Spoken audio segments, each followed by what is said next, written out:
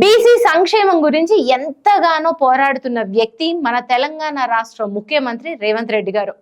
ఎందుకంటే ఆయన అధికారంలోకి రావడం మొదలు కులగణన చేయడం, తర్వాత బీసీ రిజర్వేషన్లని 25% నుంచి 42% పెంచాలి అని పట్టుబట్టి ఆ కులగణనని విజయవంతం చేసి ఈరోజు బీసీ సంక్షేమం అండ్ బీసీ రిజర్వేషన్ కోసం కేబినెట్ ఆమోద ముద్ర కూడా తెలిపి తర్వాత ఇప్పుడు అది పార్లమెంట్ లో ఆమోదం తెలపడానికి వెయిట్ చేస్తున్నారు ఆయన.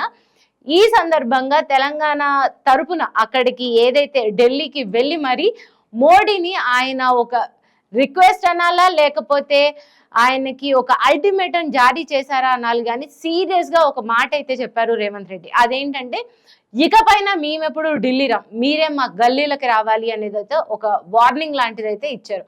ఎందుకు వార్నింగ్ లా అంటున్నానంటే మేము ఇక్కడ తెలంగాణలో మేము బీసీలకి రిజర్వేషన్ పెంచుకోవాలి అనే దాని మీద మేము ఎంతో సీరియస్ గా ఉన్నాం.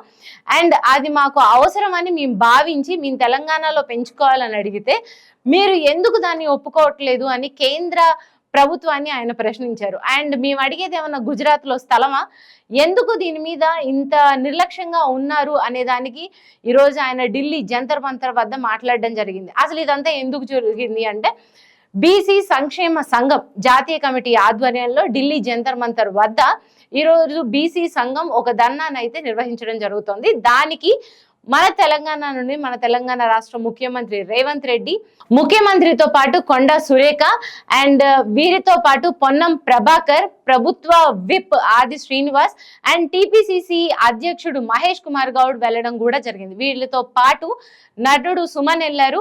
వీరితో పాటు ఎంపీ కనిమొలి గాని లేకపోతే ఎమ్మెల్సీ కోదండరాం గాని వీళ్ళందరూ అంటే వివిధ వర్గాలకు చెందిన రాజకీయ నాయకులు నేతలు ఎవరైతే ఉన్నారో ఈరోజు అందరూ ఢిల్లీ జంతర్ మంతర్ వద్దకు వెళ్ళి ఈ పోరాటం అయితే సాగిస్తున్నారు.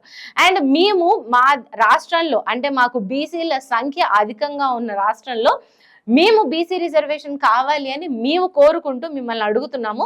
దానికి పార్లమెంట్ లో ఒక ఆమోద ముద్ర వేసి దాన్ని అమలు చేయడానికి మీకు వచ్చిన నష్టం ఏంటి అని కూడా రేవంత్ రెడ్డి ప్రశ్నించారు. ఒకప్పుడు ఇలానే ఒక ఇద్దరు తండ్రి కొడుకులు ఉద్యోగాలు ఇవ్వకుండా తెలంగాణ ప్రజల్ని ఇబ్బంది పెడితే వాళ్ళిద్దరిని మేము ఉద్యోగాల్లో లేకుండా చేసాం, వాళ్ళ ఉద్యోగాలు పొయ్యేలా చేసామని కూడా ఆయన అన్నారు.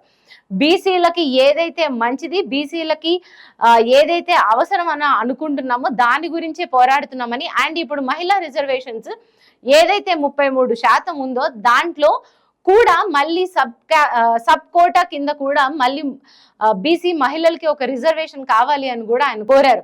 కోదండరాం మాట్లాడుతూ కూడా అన్ని వర్గాలకు చెందిన నాయకులు వచ్చి బీసీల తరపున బీసీలకు రిజర్వేషన్ కావాలి అని పోరాడుతుంటే అక్కడ ఎంత ఆవశ్యకత ఉందో మీరు అర్థం చేసుకోవాలని అన్నారు.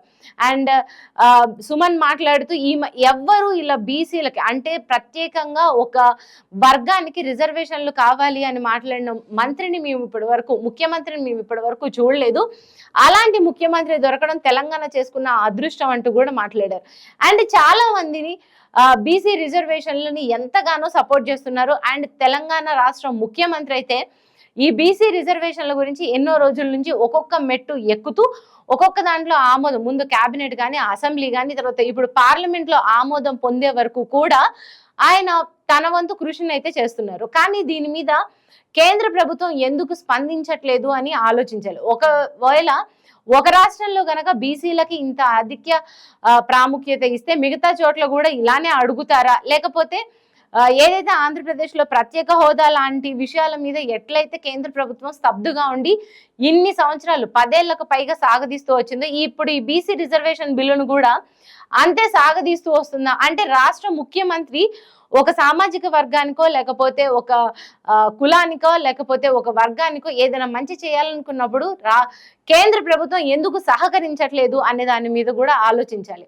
అండ్ దీంట్లో ఏమన్నా అవకతవకలు ఉంటాయా, లేకపోతే ఇందులో ఆలోచించాల్సిన విషయాలు ఏమన్నా ఉంటాయా, లేకపోతే దేనికి ఒక కేంద్ర ప్రభుత్వం ఎటువంటి స్టాండ్ తీసుకోవట్లేదు అని కూడా ఆలోచించాలి. కాకపోతే రేవంత్ రెడ్డి మాత్రం దీని మీద గట్టి పట్టుగా ఉన్నారు. ఇంకో మాట కూడా అన్నారు ఆయన, మీరు ఇది కనుక చెయ్యకపోతే మేము ఎలా అయితే కేంద్రంలో మిమ్మల్ని దింపి ఎర్రకోట మీద జెండా ఎలా ఎగరేయాలో కూడా మాకు తెలుసు అంటూ కూడా గట్టి అల్టిమేటం అయితే జారీ చేశారు. చూడాలి మరి బీసీ రిజర్వేషన్ బిల్లు పైన రానున్న రోజుల్లో రాష్ట్ర కేంద్ర రాజకీయాల్లో ఎలాంటి మలుపులు తిరగబోతున్నాయి అనేది అయితే చూడాలి.